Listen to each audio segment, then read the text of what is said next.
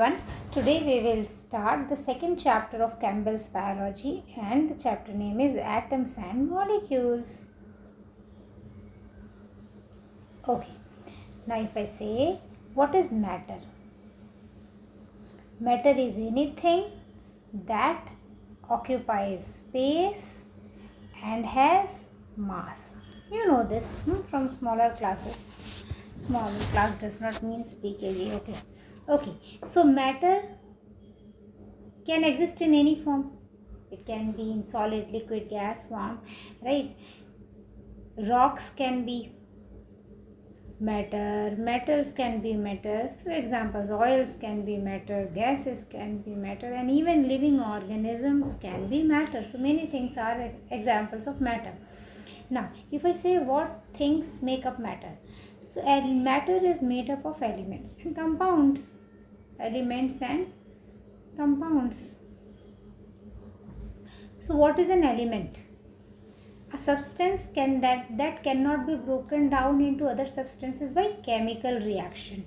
You know this. So a substance that cannot be broken down into other substances by chemical reactions. Chemical reactions. Okay. And you know there are many elements, right? Naturally occurring are 92. 92 are naturally occurring elements. For example, gold, copper, carbon, oxygen, many. Gold, copper, carbon, oxygen, right? Okay, these are some examples. If I say how the symbol is derived, it is derived from the first two letters or the first letter. If I say carbon, C, oxygen, O. If I sodium, it's not SO. Sodium, from sodium it is derived from its Latin words, natrium. So Na. So it can be derived from Latin or German word also, right? Okay. Now what is a compound? The one that consists of two or more different elements, right? Compounds consist of two or more different elements combined in a fixed ratio.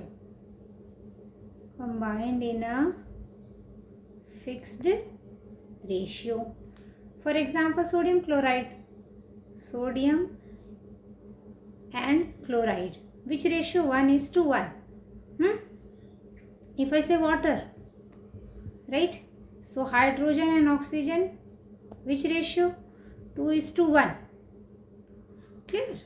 So compounds are organized matter having emergent properties, right? If I say, what is this? Sodium, a metal. Clear? It is a metal. If I say chlorine, this is a poisonous gas. Chlorine is a poisonous gas. And if I say, what is this? Salt. You eat it. Without it, survival is difficult. Our brain needs it, our body needs it. Salt. Okay. So this is something edible. So two elements can combine and emergent properties can arise.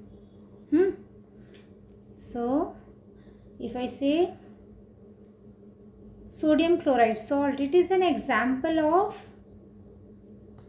organized matter, right? Matter having emergent properties that emerged when sodium and chloride were combined together in a fixed ratio. Emergent properties. Understood? Okay. Now I told you there are naturally occurring 92 elements, and out of the 92 natural elements, if I say about, we discuss elements, clear? So naturally occurring are 92, and out of that 20 to 25% are essential elements, that we need to live healthy life and reproduce. Now they are similar among organisms, but humans need 25 elements and plants need only 17 essential elements. Clear?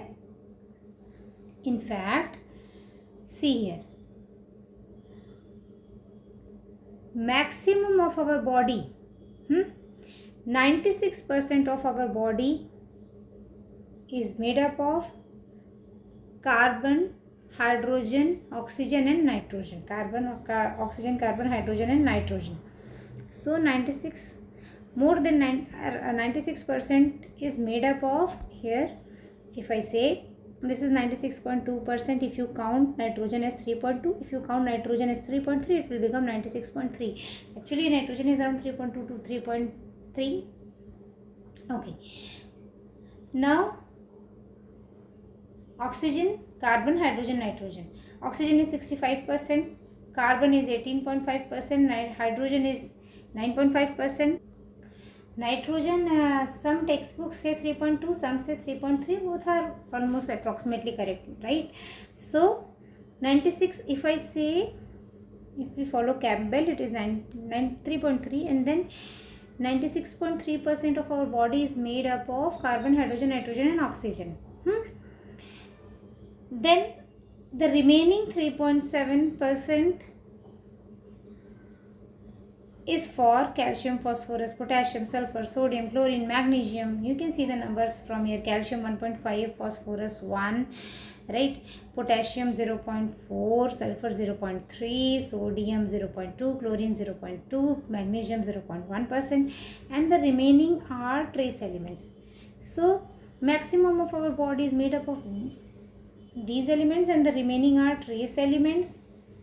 They make up less than 0.01% of our body. Okay. Now if I say some trace elements, for example iron, they are needed by all forms of life, right? Some elements, for example iodine, are needed by some organisms. For example, the vertebrates, that is animals with backbone, they need iodine to make hormone from the thyroid gland. So you know the T3, T4, the hormones of thyroid gland, they are made and they have iodine. If the diet is deficient in iodine, there will be goiter. There will be goiter. So if I say iron, that is needed by all organisms. If I say iodine, that is needed by vertebrates to make the thyroid hormones T3 and T4. And if there is deficiency of this iodine, then there will be goiter.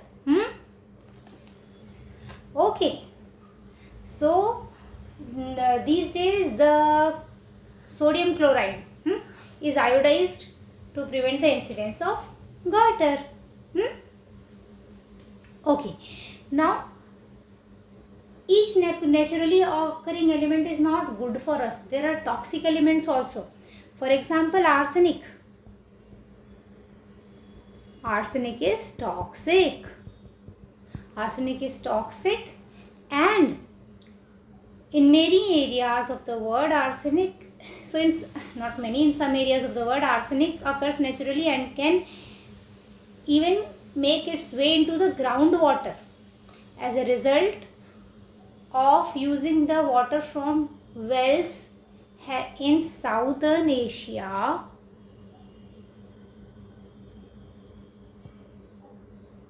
Right? The water from these wells having arsenic, many people are exposed to the toxic arsenic. So efforts are being made to reduce the effect of this toxic